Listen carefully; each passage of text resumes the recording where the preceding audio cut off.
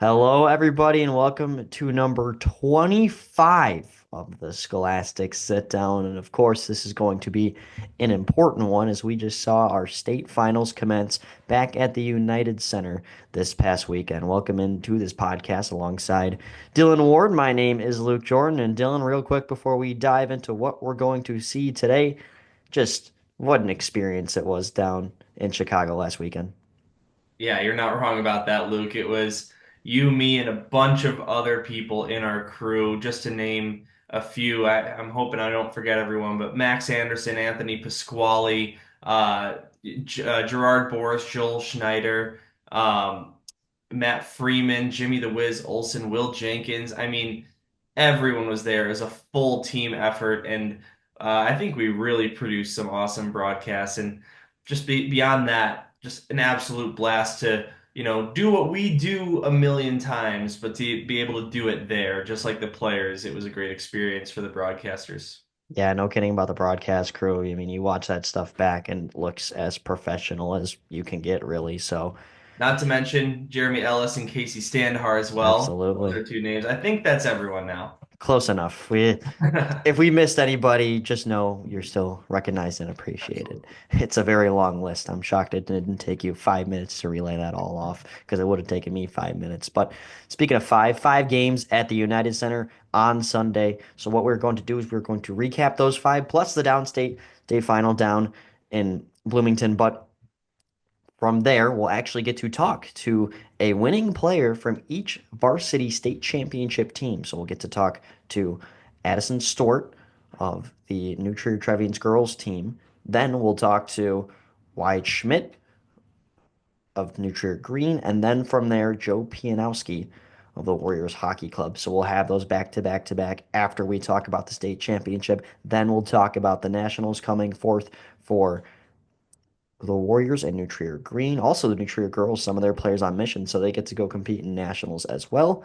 So, and to close out things, question of the week and trivia. So, starting things off, let's look at the combined JV division. 10 a.m. puck drop down on Sunday morning. It was the number three seeded Rockford Lightning out west and then down southwest, having to make the travel to Chicago in the number four Plainfield Predators. And this was an entertaining game to open things up. No goals scored in the third period, and the Lightning prevail by one. That was an intense ending considering Plainfield just really trying to dig and find that tying goal, but they just couldn't at the end. Yeah, really exciting game, Luke, to kick things off. I mean, to be completely honest, just transparency, these are two teams I wasn't too familiar with, but I got there early and we weren't broadcasting it, but I was watching the game and, these kids on both these sides, I can see why these two teams made the championship in spite of being a 3 and 4 seed. Really skilled players, lots of fast skaters, and some big bodies out there for it being JV. But I mean, you said it, Luke, an explosion of goals in the first and second, nothing in the third. Plainfield did have a really good push late, just couldn't find the finishing touch. And Rockford holds on for the 1 goal win in regulation. Then the other JV state final, this was one of your four broadcasts on the weekend that Dylan Ward was a part of. That was definitely a grueling day but enjoyable day for Dylan, and he started off with play-by-play as you saw the Lake Forest Scouts get to play at the United Center, their JV team against the Providence Catholic Celtics. And although the Celtics the favorite, the number two seed compared to Lake Forest being the number five, the number two seed could not score a goal, and they led up to Lake Forest low scoring shootouts as Lake Forest gets to win the JV state championship. Yeah, 2-0 the final score. Again, just those 2 goals scored in the first period, and then that was it for the rest of the game. Providence, in part of my prep, I found this out. Providence actually did not lose a game in regulation in CCHL play all year long, but these two teams were playing each other for the first time. The Celtics took the D. Christina Cup of the JV CCHL championship of the playoffs, while Lake Forest lost in the JV SHL final against Loyola. But Loyola, being the 1 seed in the SHL, they were also the 1 seed in this JV bracket. They got taken down by Lake Forest in that side of things. And yeah, the Scouts, who hadn't won state since varsity did it back in 1987, can call themselves Illinois' best after that JV state win. Yeah, and you talk about that Loyola Lake Forest game that was at West Meadow. It was in between two of our varsity red broadcasts, and that was intense. It went all the way to overtime, 1-0 game. So Lake Forest prevailed on to the state final, and they shut out the Celtics from there. So what a great job defensively for them.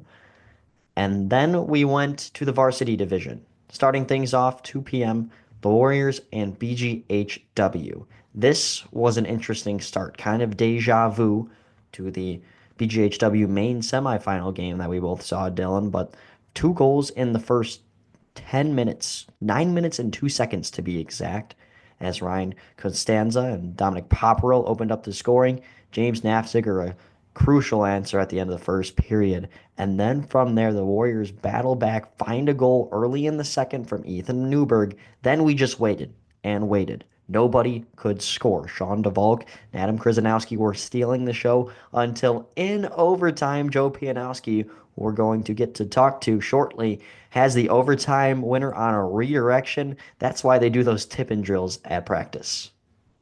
Yeah, that was quite the goal to end it in OT. It was actually a double deflection as it went off the goalie as well before it crossed the goal line, but they all count the same. And when you get to double overtime, you're not always expecting the goal to be the most flashy to seal the deal. But you said it, Luke. It wasn't just the two overtimes. It was the scoreless third period and the scoreless second period beyond the first 2 minutes as well. So just a really gritty performance by the Warriors, and you mentioned Sean DeValk in net. Outstanding game for him. Some great defensive plays as well by the Warriors. And in that overtime, it wasn't dry. It was back and forth, edge of our seats the entire time.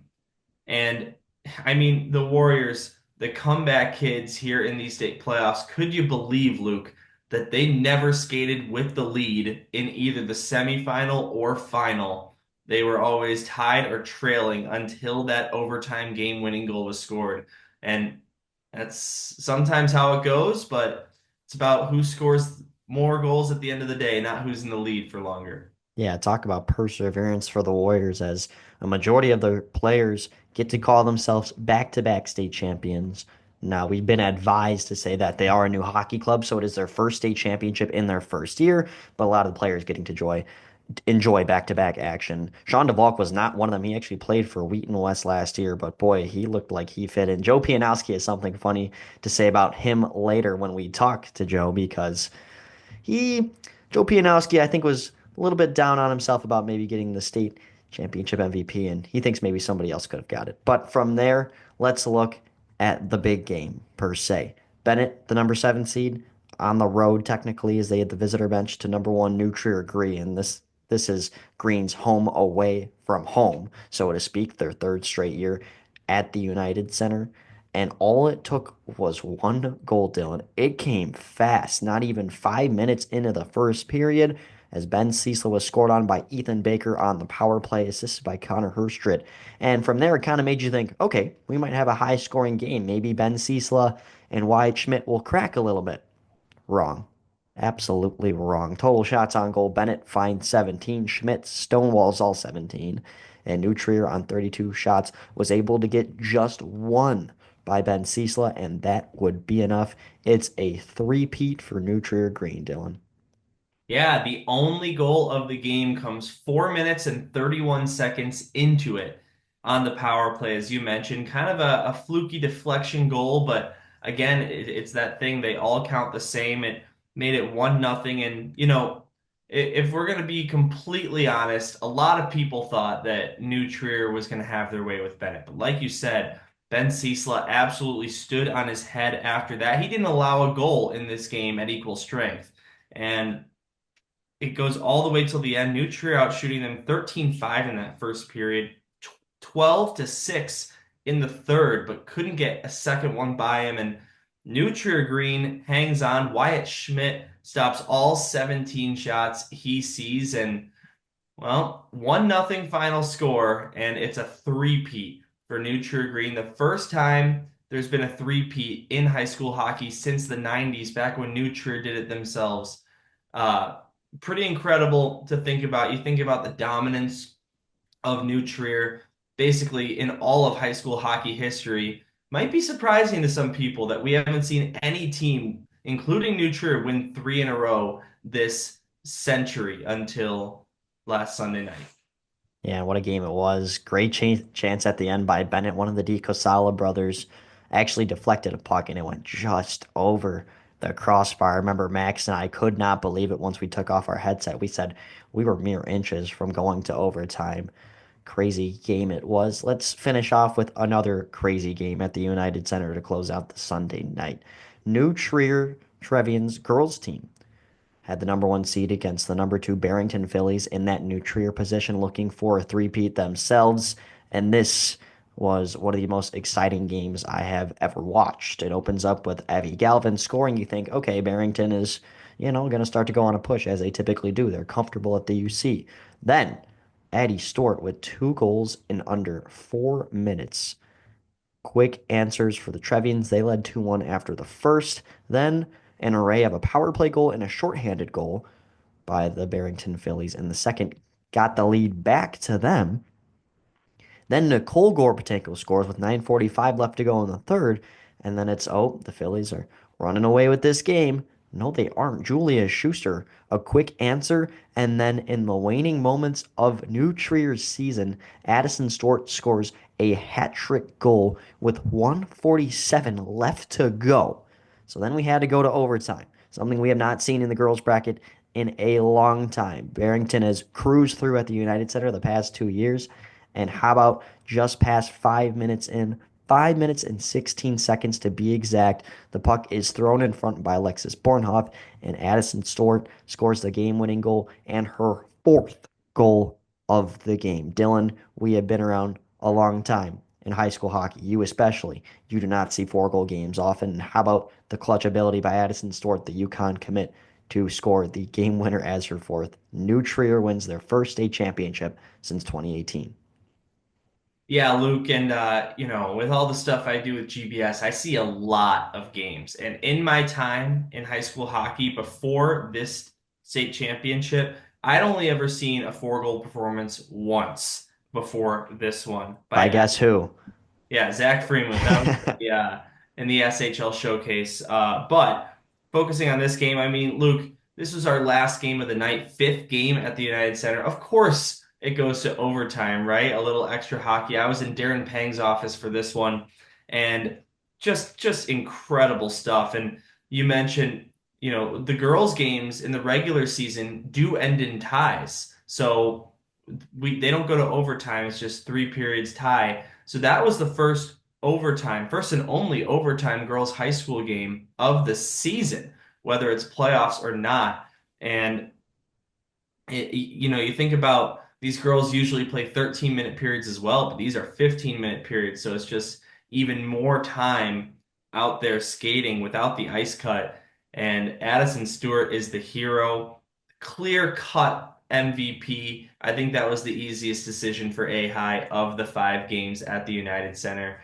And New Trier joins the boys as state champions. That's something that hasn't happened since 2008, being the boys and girls team both winning the state championship the same year, back when, well, New Trier did it themselves once again. But just an incredible game, Luke. Maybe the game of the day with the late comeback and everything that led up to it. Barrington being dethroned as they were going for the three-peat, and New Trier at the top of the table.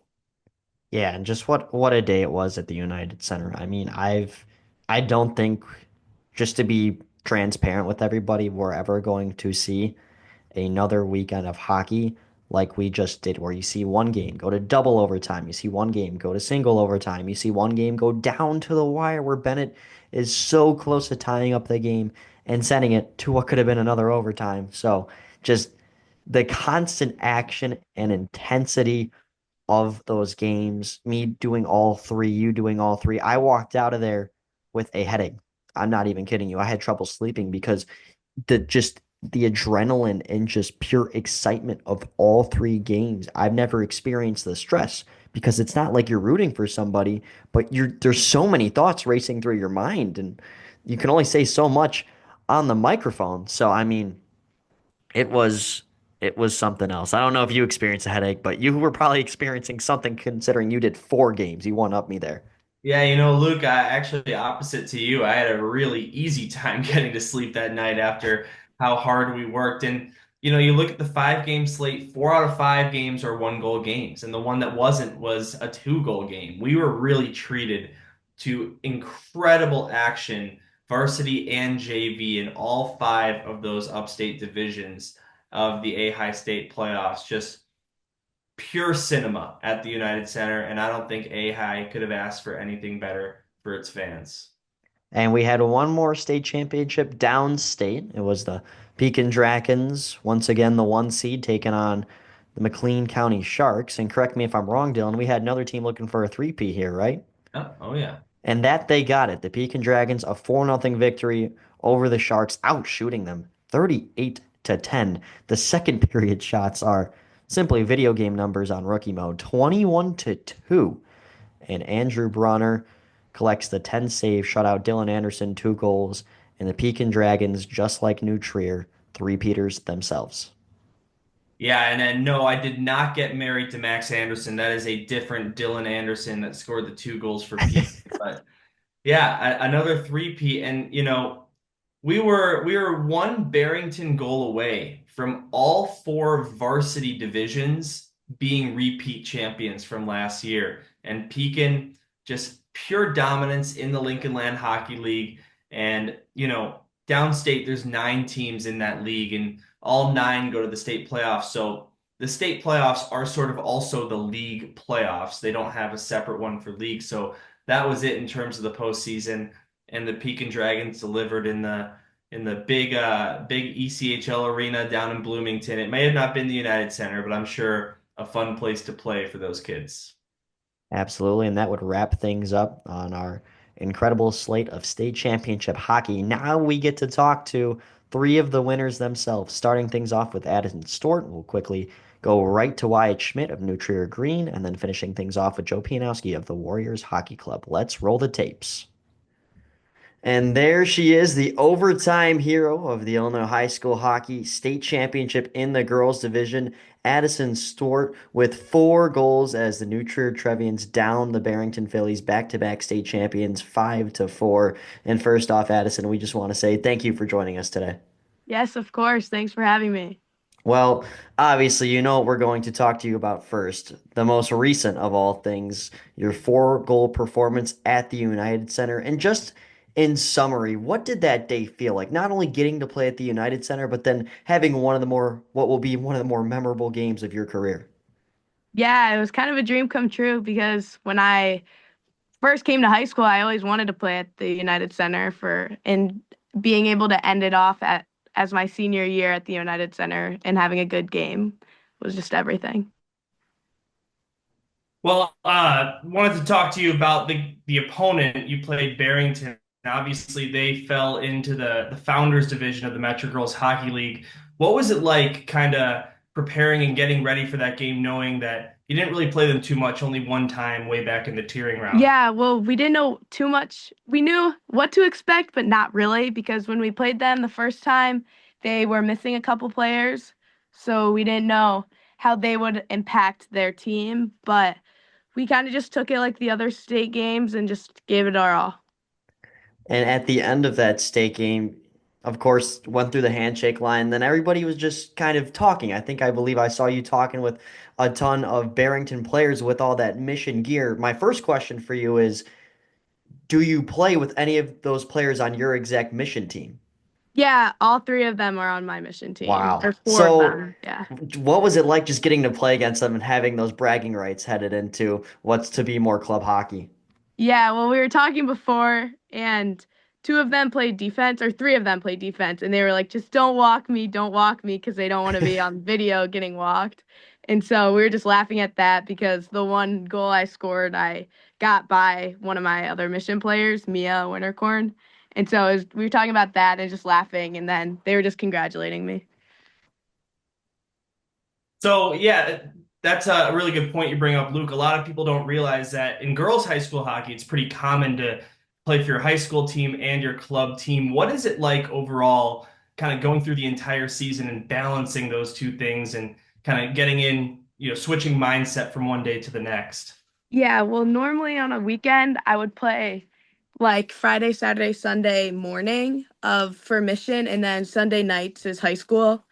And it's fun because I'll be with my mission players throughout the whole weekend, and then I'll go Sunday night and be playing against them, which is it's fun, but also we get to share a lot of laughs because it's like, oh, we were just together playing with each other, and now we're going against each other. So it's fun.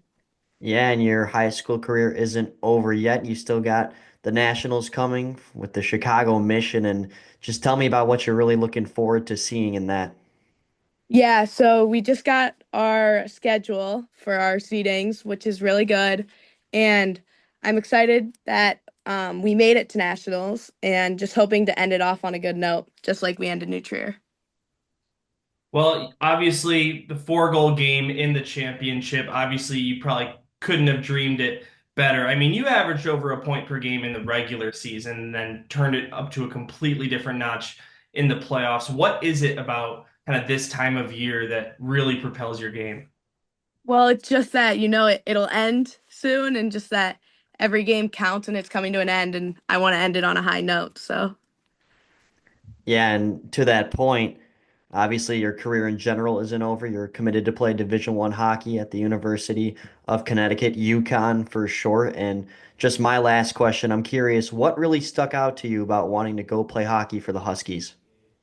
well, so the school size was perfect because New Trier is a big school and UConn is a big school.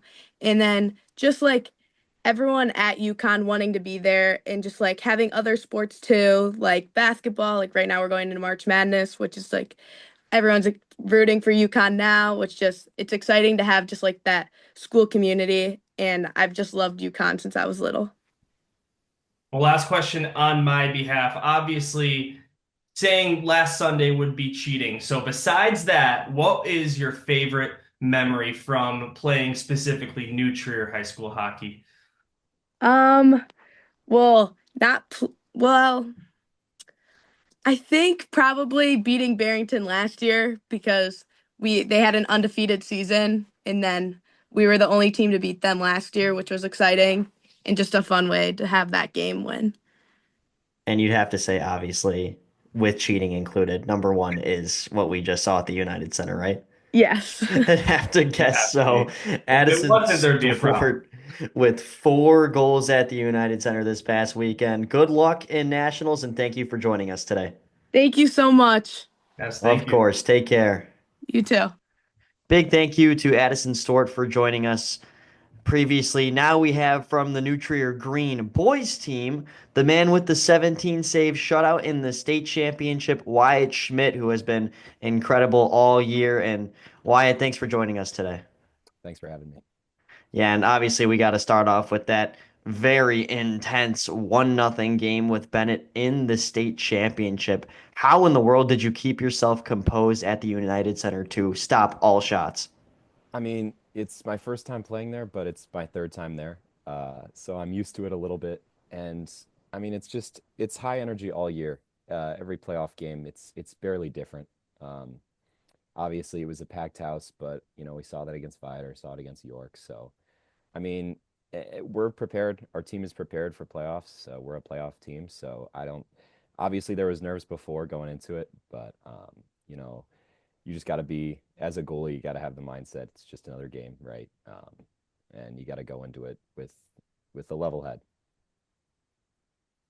You talked about, your first time playing there, your third time there, your longtime teammate Drew Durdov was with you for 2 years before this one. How have you embraced kind of all season long, that main kind of goalie A role on the New Trier team? It's different. You said Drew, you mentioned Drew, my longtime goalie partner, played with him a year on Falcons, my eighth grade year, and then 2 years on Green. And he was just the best. So nice to play with him. And we had that 50-50 split. So this is new. But I think it's a great challenge to have. It's a great task to be the guy.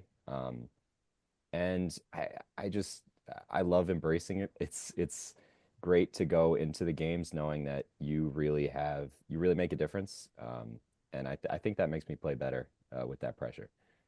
Yeah, and you talk about being the guy for New Trier this year, and you guys for the third straight year, the team of Illinois. What about this New Trier program just makes you guys so successful?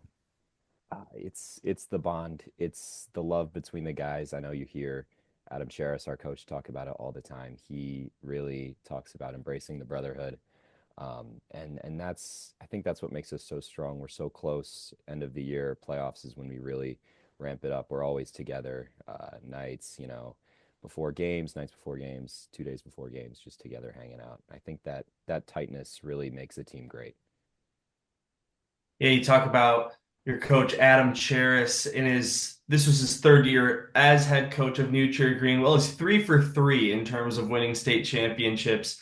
What about him as a coach, on ice makes you guys so successful? Well, he's so calm on ice, and he's just such a great person to look to anytime off the ice, yeah, and on the ice. He's so supportive, always in guys' corners, always doing what he can to just help guys, make guys feel comfortable on the team. And I think his mentality of bringing the guys together, it extends just beyond the guys. It's the coaches too. Everyone's really close with all the coaches, not just Adam. And he really gives us a great base to play hockey.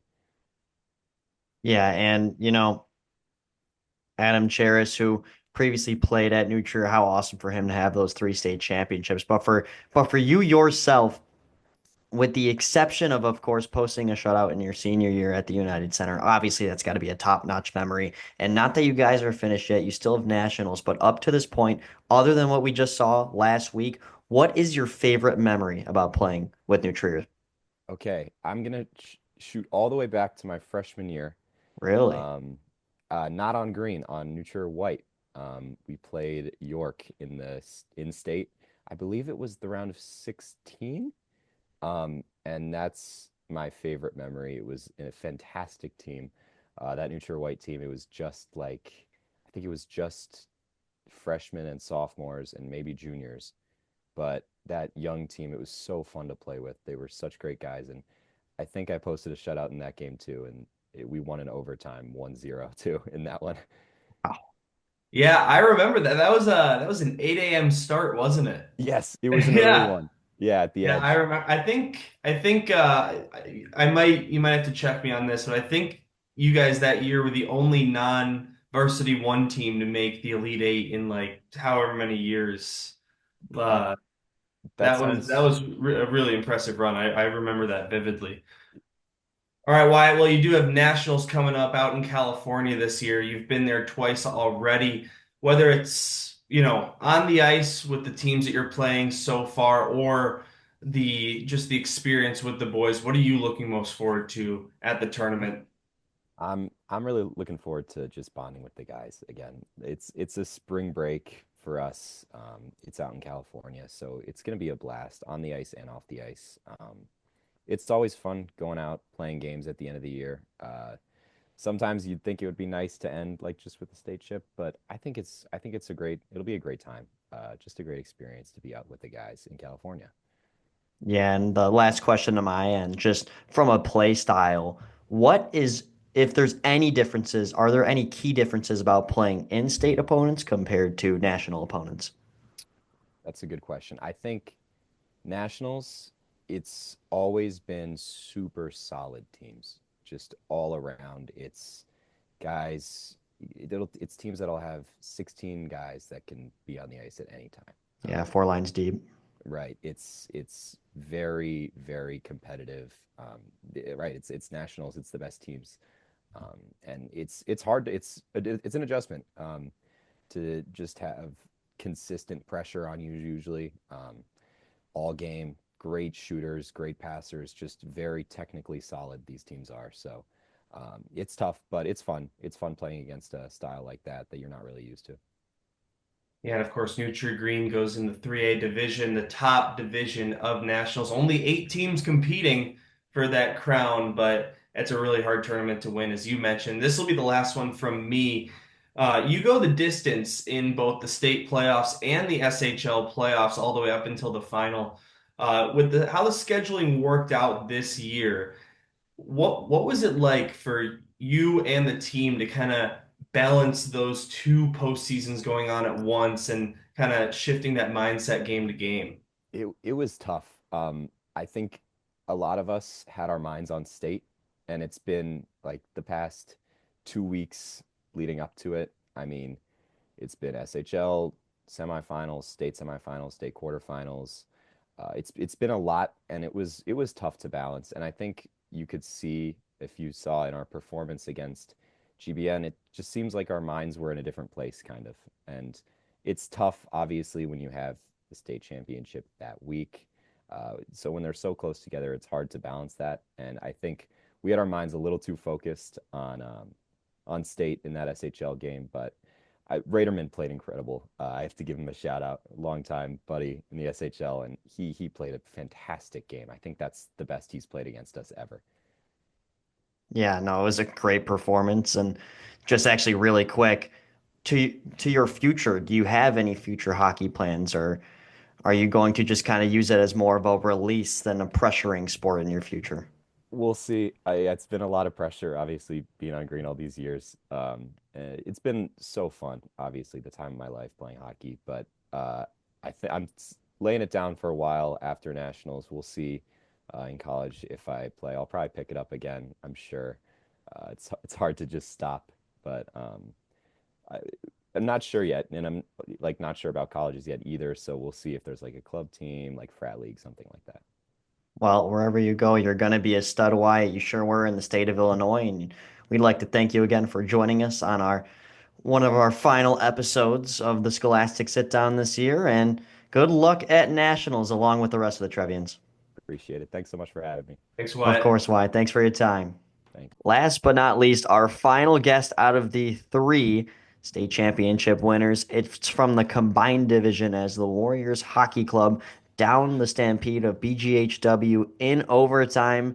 This man that you see on the screen here was your overtime hero on a redirection goal. The Warriors win that game 3-2. Joe Pijanowski, thank you for joining us today. Of course.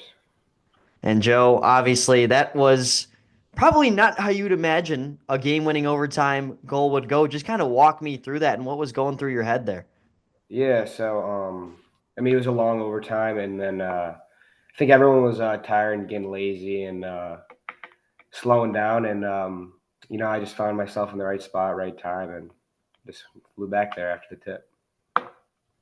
Besides that moment, just kind of the entire game, what was it, an hour and some change in total, double overtime at the United Center. What did it mean to play on that ice in front of what was a packed student section, not only for your team, but for the enemy as well? Yeah, so I mean playing there was fun last year and this year, but I guess it's like just a special feeling to like be there while the Blackhawks, the Blackhawks play there, and just like walking out there is very surreal, and it's a good feeling walking out there and playing there.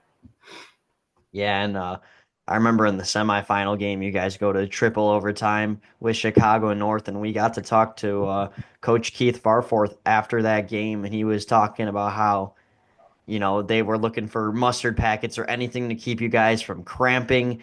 Would you Yeah. say it was a similar feeling in the state championship overtime game, or did that triple overtime game in the semifinal really help you build up into the state championship and have you guys conditioned?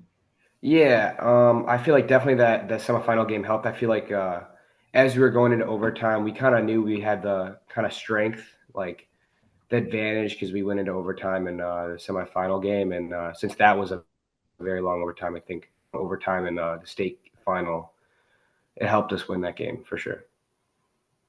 Well, technically, first year as the new club, but you were part of the OG Warriors when it was Wabanzi Matia Valley. What was the transition into this new identity like for you, kind of being part of both sides? Well, I think our coach did a really good job at kind of like meshing the team together, and bringing the two clubs into one.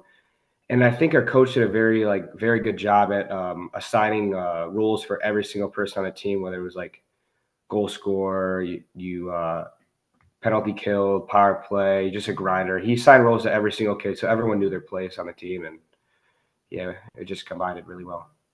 Yeah, and you talk about last year where you had Evan Ziegler on that Wabanzi team. I actually played for the District 211 Chiefs, and I remember playing you guys twice. One game we kind of held our own and still lost, and the other game Ziegler dropped 7 points on us. So kind of tells you about who he is. And Yeah. there was definitely some worries about who's going to step up on offense. But just tell me the importance of how you guys have had numerous people step up to that role, and that's what won you the state championship. Yeah, I mean, me and Elijah Houlihan and Ethan Newberg, we've been playing together for so long, and we have our chemistry as a line. Like all of us can score, and all of us produce. Our second line can produce too, and our third and fourth. And our depth is we have a lot of depth on our team, and I think us as our first line, as me, Newbie, and Elijah, I think our chemistry is just like different from every other line in our league. Well, So you obviously score the game-winning goal in that state championship, but sort of the unsung heroes of those long overtimes are always the goalie. Your goaltender, Sean DeValk, stood on his head not only in that game with the UC, but in the semifinal as well, upwards to nearly 100 saves across those two games. How important has he been to your team's success?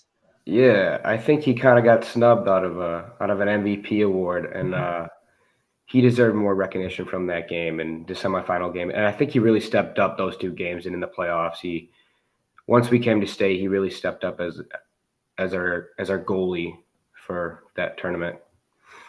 Well, I've hit Wyatt Schmidt with this question from New Trier Green. I've hit Addison Stewart with this question from the New Trier girls teams, the two other state champions. And of course, I had to ask you, having been a 3-year varsity player, correct? Hmm. I just out of those 3 years, obviously getting those two state championships at the United Center got to be top of the list. But beyond that, is there a little bit of a memory that is unsung in your mind and deserves a shout out? Like a favorite memory other than playing at the United Center? Yeah, I mean, going to nationals was probably an all time memory. And oh, I scored against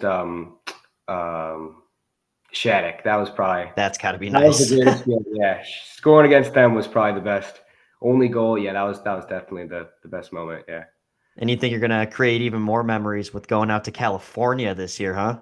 Yeah, yeah. It should be a It's fun gotta be time. And nice. no matter how we do, it'll always be an experience that we'll remember forever.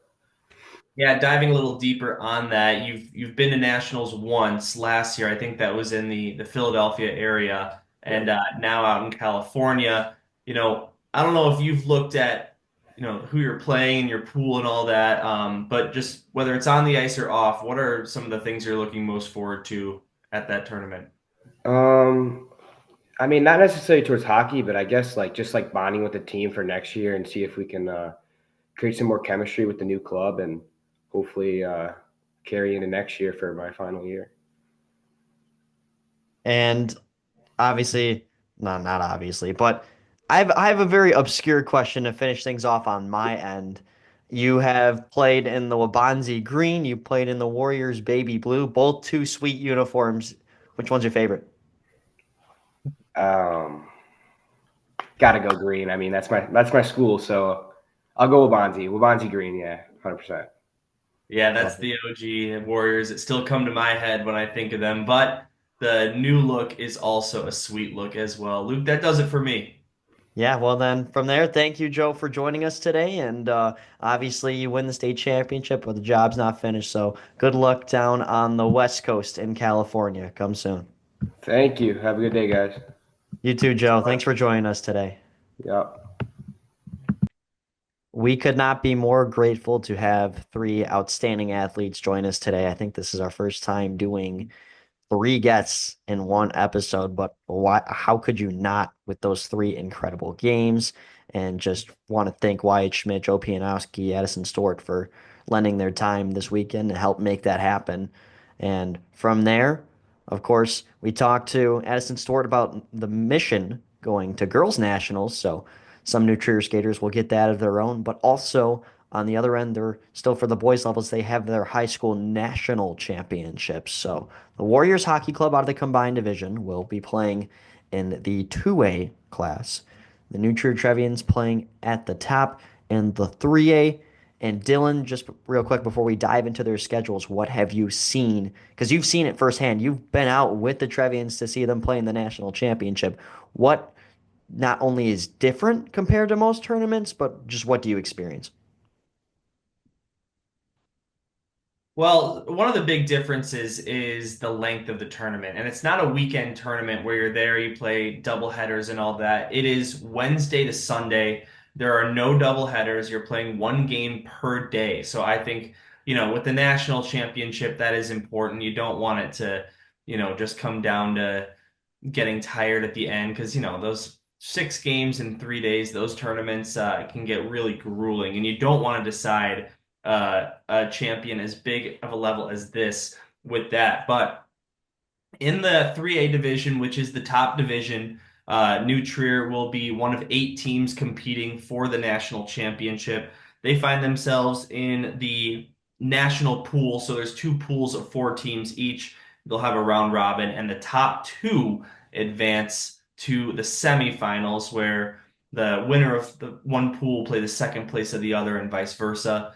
And then the national championship on Sunday morning. Yeah, and if you want to follow this tournament, you can always find the stats if you go to gamesheetinc.com, eventually search in USA Hockey 25 Nationals, scroll down a little bit, you'll find it, don't worry. We'll But be posting too. Don't worry on the yeah, Instagram. there you Don't go. let that. And also, there will be no broadcast, unfortunately, unless anybody wants to fly us out to California. We'd be totally willing. So we're hearing you Well, out. Luke, I will correct you on that. You actually can watch all of the Oh, games yeah, USA Nationals on USA Hockey TV. Unfortunately, there is a paid paywall. Yeah, subscription, and also, unfortunately, there is no commentary. But it's an yeah. option to watch these games if you don't want to make the trip all the way out to the Anaheim, Los Angeles area. They don't do it like us, Dylan. They simply don't, right? No, right? Man, USA Hockey, come on. Looking at the schedules of these two teams for the Warriors Hockey Club, they have that Wednesday through Friday. As Dylan mentioned, you play a game every day until you get to the thick of it. So it's a back to back to back.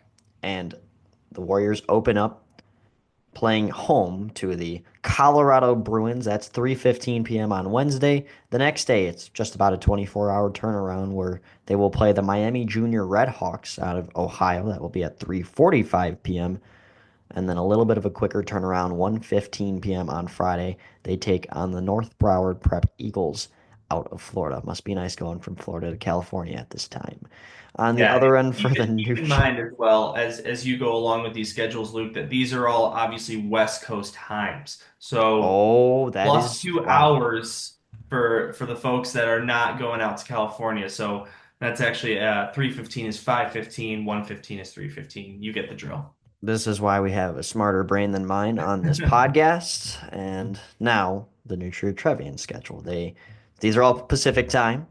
1:30 p.m. on Wednesday, they start up against Fairmont Prep out of California. It's a little bit of home advantage there for the opposition. Then, not so much home advantage. The Springfield Junior Thunderbirds out of Massachusetts, junior team of the AHL Springfield Thunderbirds, take on the New True Trevians. That's Thursday morning at 9 a.m. Pacific time, so 11 o'clock our time. And then on the last end, it's the Smithtown Hoppage Hockey Club, the Bulls, taking on the New True Trevians at 5 p.m. Pacific time on Friday, March 28th. Now, of course, that won't be all the action, most assumingly, for both sides. Yeah. And the semifinals will be on Saturday and the championship on Sunday morning. I know that the 3A championship is at 8:30 a.m. on Sunday morning, local time. So tough to have your last game of the season if you're going all the way to the dance on that time. But for those of us back at home, it will be at 10:30 a.m. So a little bit more reasonable of an hour on that Sunday morning. And obviously, we try to be impartial when we talk about all these teams, but now that all the teams that we cover are going out and playing these other, we can openly say, let's go, New Trier and Warriors Yeah. represent Illinois proud, and hopefully both teams can take home the natty.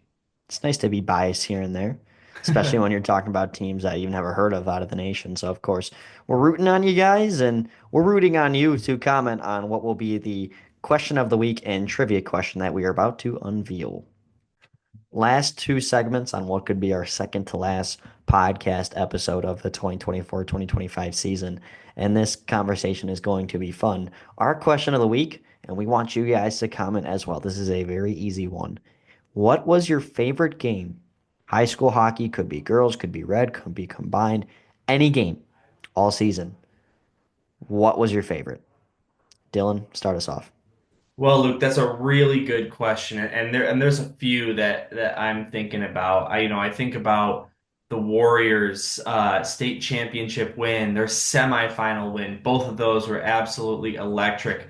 I think about the Bennett GBN game that I was on sideline for. That was also double overtime. That was an absolute thriller with a late tying goal. But at the end of the day, when I think about the whole season, the most entertaining game just because, it's a little closer to home for me. And Luke, you happen to be on the call with me for this one. It's got to be that Monday afternoon Loyola Gold versus Glenbrook South, game three of the SHL quarterfinals. Just a back and forth game. No team ever had a multi-goal lead all night. And the late comeback by Glenbrook South, to be the lower seed and take down Loyola, a team that ended up going to the state semifinals. I just, that game just has so many good memories for me. I think back to that one. I really liked, how it went from my end as a broadcaster. I thought it was one of my better games of the season, and just everything about it. It's got to be my favorite. I'm actually going to go with a game I was not a part of the broadcast crew for. I was actually, hilariously enough, working the clock. Marquee Sports Network, the game, Loyola New Trier, was just exceptional. I mean, that game, if you watch that third period back and you see some of the saves that Declan Jones and Wyatt Schmidt made, or sorry, Declan Smith. Um, it was incredible. I've never seen anything like it. The energy inside Centennial, incredible. I mean, obviously it's hard to match the attendance of that North-South game they have on Thanksgiving Eve, but it was just rowdy. A lot of students there, and some of the plays, I mean, just incredible. It was such good back and forth hockey, and to have that game on Marquee Sports Network where you have thousands of people flipping through channels and they say, "Oh, let me watch this." They're watching one of the best games of the season. It's a really good look for Illinois high school hockey. So just getting to be there for that one was awesome. Yeah, Luke, that was a really good game. And you might have been doing the clock on the broadcast, but I was doing the clock in rink. So we were Yeah. we were doubling up as clock buddies there. But yeah, we were both at that game. And I love broadcasting as much as you and everyone else on the SHL network, but there's a certain charm to when you're doing a very simple task that doesn't involve a lot of brain power. It lets you kind of just relax and enjoy the game a little bit more than you would, with all the things going through your head when you're broadcasting. And boy, that game was phenomenal to be a part of. And my second favorite game was the Warriors Chicago North game that we saw go into overtime, not just because of the game itself, but just getting a standing ovation for no reason was awesome. Sam Schwartz, our guy, he's over the PA speaker and he goes, "Everybody, please draw attention to our person of the game." He could say fan of the game because I wasn't a fan. So he says person of the game. And then he's like, "Luke Jordan has been doing all the broadcasts this weekend, and he's also staying after this one for the Chicago Crush game. Please give him a standing ovation." Like people actually looked up at me and started clapping. I didn't think that would happen. So that caught me so off guard.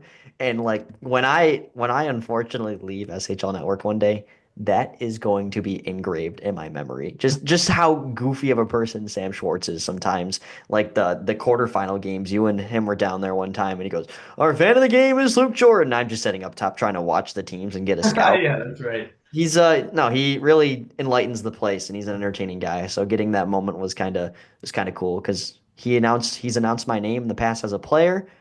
He can't do that anymore unless he wants to come do my men's league games. So it's still nice to hear myself over the loudspeaker here and there. So that was a very funny moment. It wasn't my favorite game, but probably my favorite moment. So Yeah, that's what makes Sam Schwartz so great is he's extremely professional, but also can have a little fun. And he knows exactly where to draw that line and he keeps things lighthearted while also doing an amazing and professional job. And one of my favorite gags of his is when he'll announce the estimated attendance here tonight is 35,826 and it's just like some people at the rink. yeah, no, he just Makes me laugh. spoiler alert, it's fake.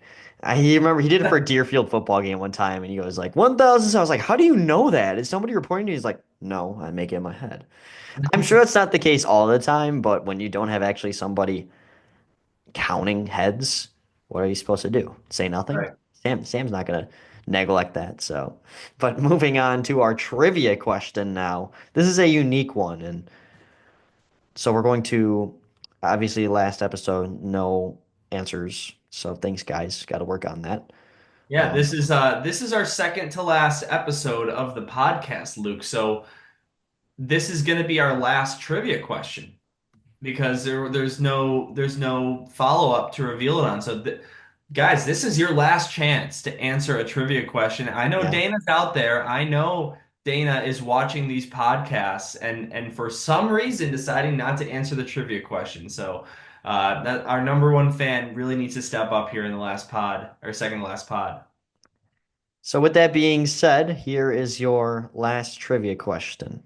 How many times has an individual high school, so only red division for state championships, have they gone to the boys basketball state championship and the boys hockey state championship? How many times has a school done that? That is your question. You might get a little hint from the broadcast between New Trier and Bennett, but if you can't find it in there, just feel free to throw a guest. Maybe if we budget well next year, we can do gift card giveaways for the most answered trivia questions over the Or like season. a SHL t-shirt or something. I'm sure we can get that in the Yeah, card. we'll make it work for sure. So that's your trivia question. Once again, how many times in the same year has a high school boys basketball team made it to the state championship?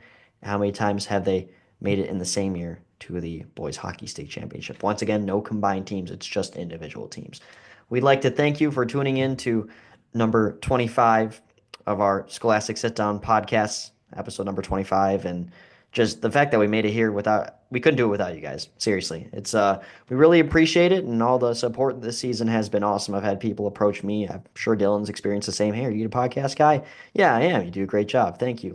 We really do appreciate that. And obviously this isn't goodbye, but it's a farewell on the state seasons, but of course we still have Nationals hockey to talk next time. Dylan, any final words?